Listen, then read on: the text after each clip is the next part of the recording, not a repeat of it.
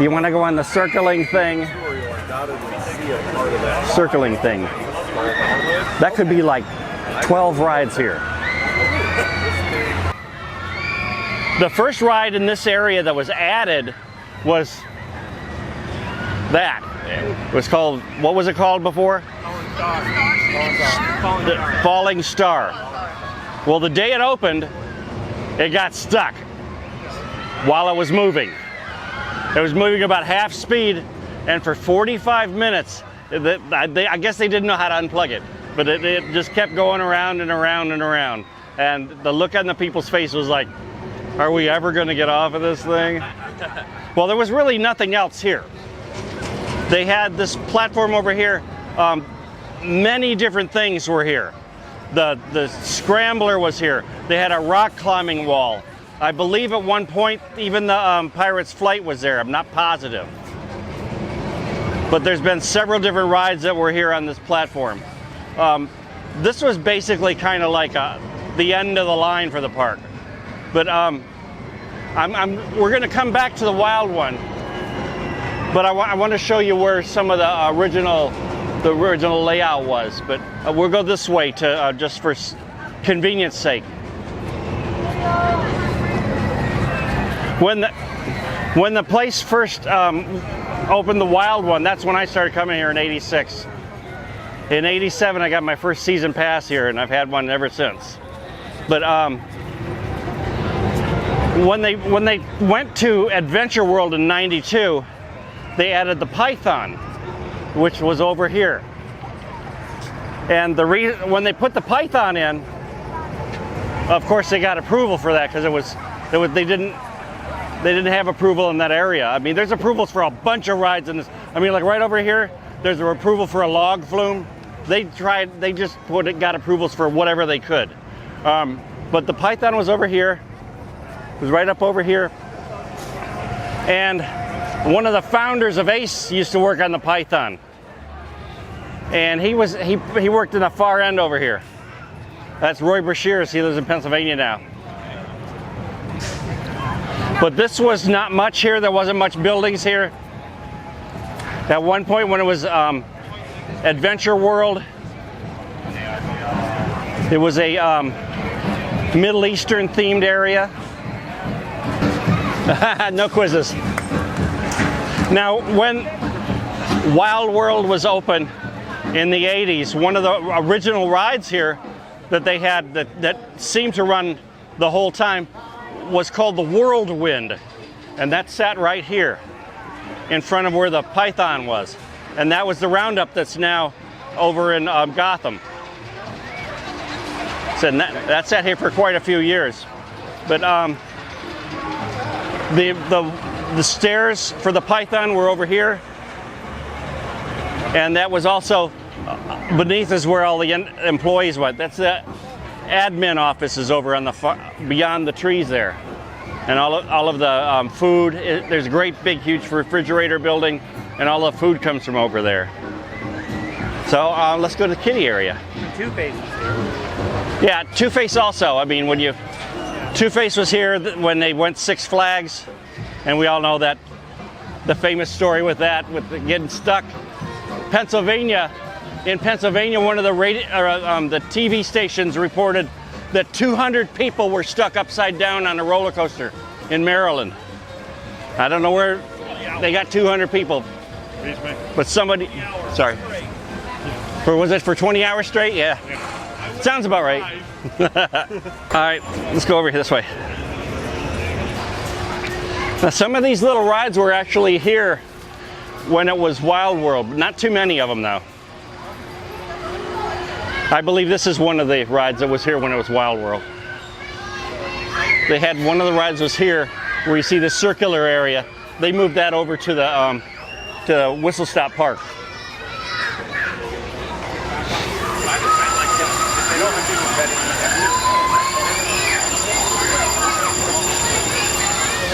All of the theming here was all added for Six Flags.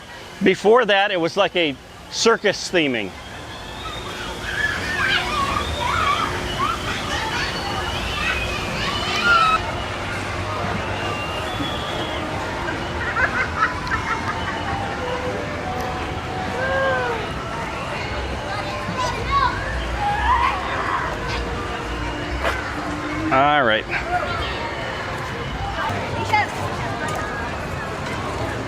Thanks for your help today. Appreciate it.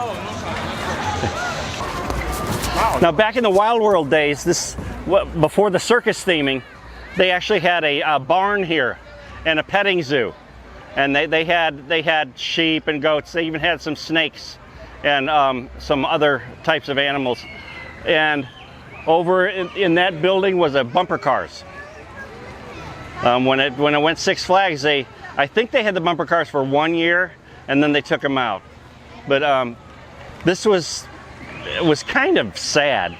The little animals and everything when it was Wild World, it wasn't very well upkept because they were not making money anywhere in the place. Before it was a theme park of any kind, it was an animal park. Back in the 70s, it was bought by who knows. I had it. Not Marlon Perkins, but the other guy. Ross Perot, yeah, thank you. Ross Perot bought it and made it into an animal theme park with a drive-through, and there was also a train that you could go through. Who was the other?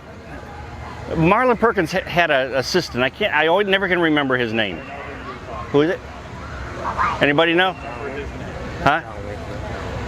Anyway, at that point, the Ross Perot Park had gone out of business pretty much, and they bought it. It was with ABC, and they kept it an animal park, and they accented more on the train going through. And then when Wild World came into being, it was more of not a wild park. It was more of a water park. They had a few rides that they had added, and so they wanted to try to go with more rides because the animal thing just wasn't working for them, and nobody had made money up to that point. So when it became Wild World, they still kept the train and they kept some of the animals, and in the back where the picnic pavilions are, they called that the village, and they actually had elephant rides back there. So that was before my time. But like I said, this area, say again? Jim Fowler? Jim Fowler, there you go, thank you. Thank you, appreciate that. Jim Fowler was the younger protege of Marlon Perkins, who did Wild Kingdom. And there was a lawsuit against that Wild Animal Kingdom and Wild Kingdom. Disney's Animal Kingdom was going to be called Wild Kingdom, and I think they had a lawsuit, so that's why it's Animal Kingdom instead of Wild Kingdom. All right, we can continue on this way.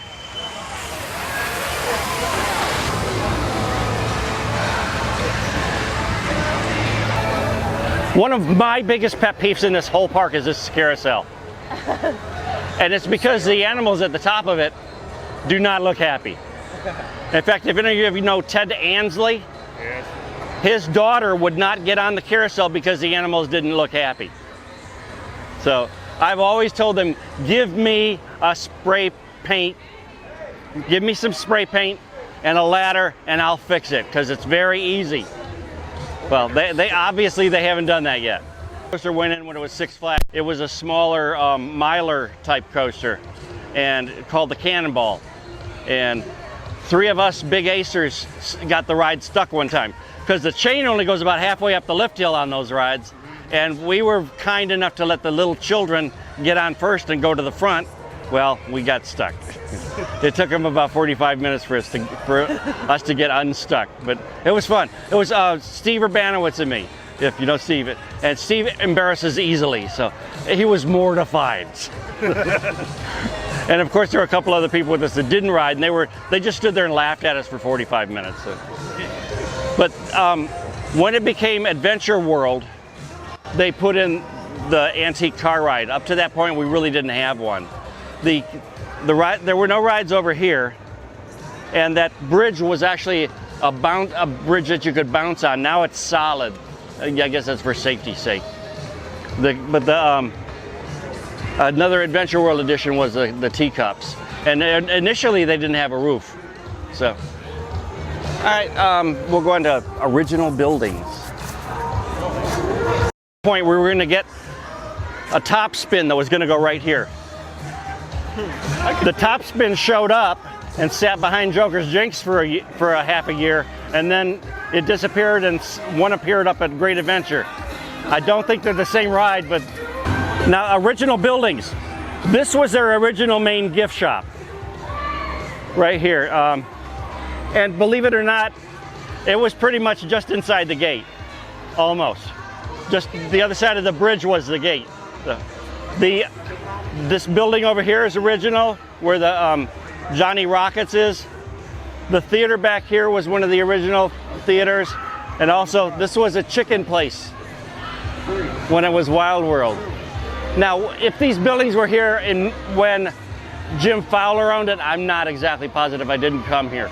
But my understanding is that these were originally built for the animal park. So the swings were added during during the Adventure World time, and they carried over into Six Flags. Obviously, the theater was here the whole time. The facades are a lot different than they were before. When Adventure World came in, and subsequently Six Flags, they improved on the facades and made them look a lot nicer. Most of them were like just real boring looking buildings. I mean, more like that. Most of the buildings look kind of like that. The doors were not new. The doors they didn't work very well. And a lot of stuff was creaky and rusty back before Wild World. When, what was his name? Eichenberger? When, was it Neil Eichenberger? I can't remember exactly. When he came in, he came through the whole park and looked at things and fixed a bunch of things that didn't look good. And several of them I'm actually going to show you, because the bathroom complex over here is original. The upper part of it was redone. Now, when this was Wild World, they had a lot bigger parking lot. They had to initially move people past the water park, but the further parking lots were not there at all. They were pretty much fields, like everything out behind the Wild One was all a field. I was here one day, and I was riding the Wild One, and there was a fire in the field out beyond the Wild One.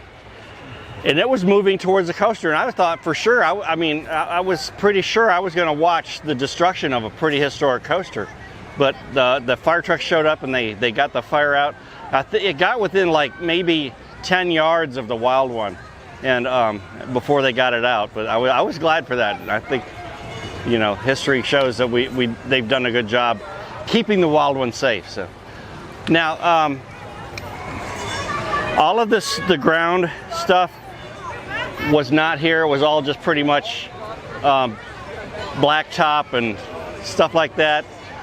When you left the water park, it was not uncommon to see people dancing because their feet were burning. But now they've done this, and you don't burn your feet anymore even if you walk out here without your shoes, which you're not supposed to do. So anyway, let's go this way. Now, believe it or not, this was pretty much just inside the gates when Wild World was around. The building over here, original building also, that was the season pass and the first aid office. And this was a gift shop also. It didn't really become a food place until the place became Adventure World. And that was actually, I think it was a couple years into Adventure World before it became a food place. But we're not going to go in the water park because of time's sake. But there's a couple of slides in there. If you notice there, the two that go down just to the right of the tornado, those were original slides underneath. If you go in there, you'll see underneath that there's a structure that goes down. It was called the Sun Streaker. And contrary to the name, nobody took their clothes off to ride it. But it was actually a pretty good ride. But it was just two side-by-side slides, and that was that. The water park, the wave pool. If you know Cliff Herring, the guy that does the roller coaster weddings, he actually officiated an underwater wedding in the wave pool at one point. So that was pretty cool. And what else do I want to say? I guess that's it. For the parking lot started just about where the Flash Pass office is there, and this side right through here was awnings and some small buildings for ticket sales. So let's go over this way. I guess we can stop right here. So the water park had the wave pool, and they added a couple of slides and a little Cal Ripken themed. That was actually during Adventure World. It was a Cal Ripken themed play area that's called Crocodile Cal's Outback Beach House. That was a stretch, wasn't it? But one of the original water park rides was the Rainbow Flume, Zoom Flume, I think. And when it first opened, you were allowed to slide down it without a tube, and then some lawyers got involved and said, no, you gotta have a tube because the tube runs slower than the regular body. And the yellow one, if you were big like me, that last turn before, that thing just flipped you up and over, and you felt like a pancake. And you would come down here many times upside down or facing the wrong way. But then they put the tubes on it. Now they don't do the tubes. They regulate the different things by your weight. If you're a certain weight, you can't ride this now. But and this platform here was their balloon flight Ferris wheel that's now over in Whistle Stop Park. And if any of the animals attack you, it's this guy's fault. It is. You know, this isn't Wild World anymore. But anything fuzzy, if it gets near you. How you doing? It's my Good to see you. He's the supervisor for the animals and things, for the Bugs Bunny and all them. All right, where to next? Okay. This is one of the rides that was over on the platform by the Wild One. And one year they put it together wrong and it ran backwards. And they ran it the whole year backwards. Then the next year it came back and it was running right and everybody was mad. But it's always had that sound. Frontwards, backwards, it always had that little grinding sound. But in 04. 04? So it's now called Cyclone. It was called Scrambler, I think, when it was over near the Wild One.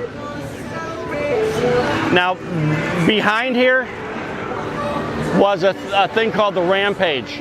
It was those little sleds, one-person sleds, and you got up there and it tilted, and then you came down the ramp and skipped across the water. That was what was beyond here before the water park, before the other water ride here, the Shipwreck Falls. Now, back in the Wild World days, this was a dive show with diving boards and a high dive tower, very much like Holiday World's dive show. The same thing, you know, it was that store-bought dive show that was everywhere at the time. Great Escape still has theirs, I think. Yeah, Dutch Wonderland has theirs. Dutch Wonderland, yeah. Water Country had it until like 7 years ago. Water Country had it until 7 years ago. Was it Water Country? Oh yeah, Water Country had it. Great Adventure had it at one point before they put the seal in the book. Oh yeah, that's right. Yeah, it's Mirage Entertainment. Yeah. Well, they've cut it down to the base of the ground because it was up a little ways. There was a ridge to it. But the theater area here, the grandstands are pretty much the same. I think they've replaced the seats and just this year they replaced the roof on this.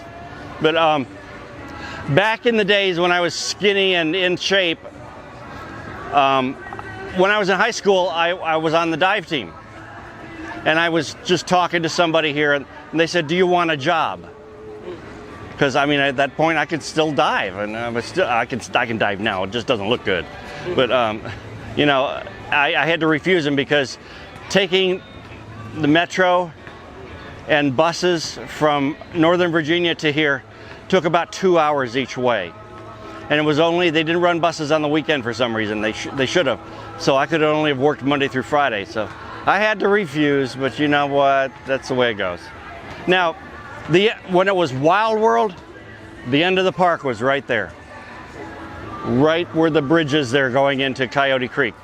And sitting there, they had one of those dome 360 theaters. And when that got worn out, they put the tilt-a-whirl in there.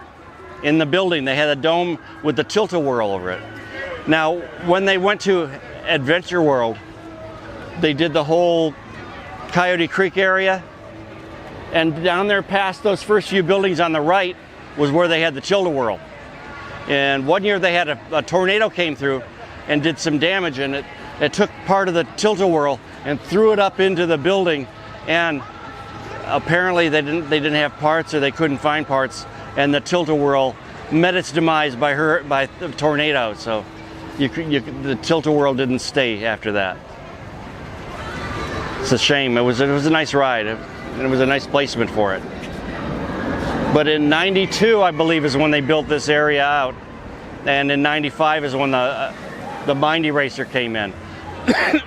Now you talk about rides. You never know if rides are going to improve attendance.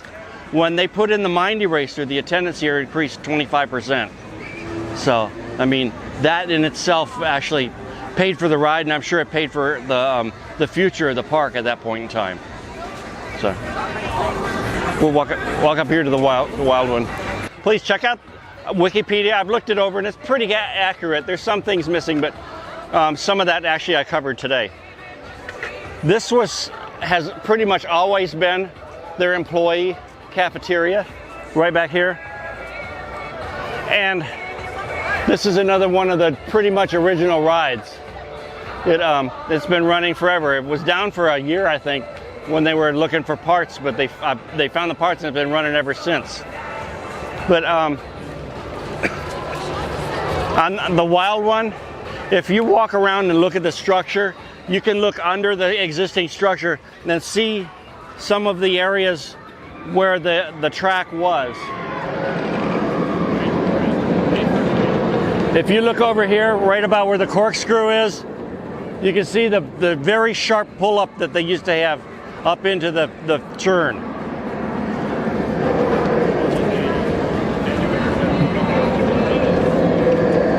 And, you know, a lot of people they really diss the wild one because they did those modifications like the turn and the repairing of the first drop. But to tell you the truth, had they not repaired the first drop and modified the ride, it probably wouldn't be here today. And this is one ride that's been modified over and over and over again. So honestly, as long as it's an improvement, you know, the modifications for me stand as an improvement. The airtime is much stronger all over the ride. It used to be kind of boring in parts, but the turn alone, every year they had to put $50,000 worth of work into turn before they modified it, because it would beat itself to death. The train would come around it would just bam, bam, bam around the corner. Now, people that like wild rides thought that was amazing, but the people paying the bills here were like, we've got to do something about that, and they did. And I've always thought, you know, a lot of people think the carousel's the heart of the park. I think the wild one is the heart of this park, because if it was not for the wild one being put in here in '86, I don't think any of this would have existed today. And, you know, I love coming here. I know it's not the best park in the world. I know it's not the greatest of anything, but I enjoy coming here because the people I know that run the place are sincere and honest. And any of these parks that you go to, they can only do what their corporation gives them money to do. So, you know, don't really hate the park because the corporation is shortchanging the park, you know? I mean, they spend every little piece of money they get in a nice way. So, look around, enjoy, come back. The Christmas thing is great. They run every roller coaster this side of the wild one, and they will if they can. So, anyway, thanks for coming. I'll see you a little later. All right.